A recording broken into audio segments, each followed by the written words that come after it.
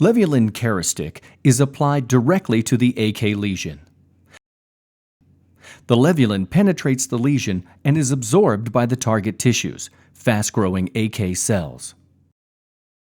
When absorbed, the levulan is converted into protoporphyrin IX, a chemical that is highly sensitive to the application of light.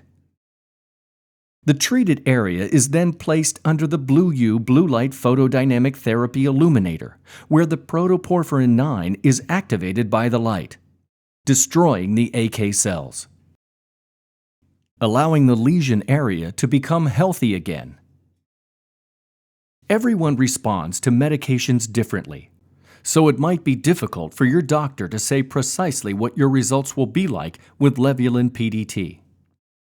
In 2 Phase 3 clinical trials, 77% of patients treated with Levulan PDT experienced 75% clearance of lesions, and 66% of patients treated with Levulan PDT experienced 100% clearance of lesions.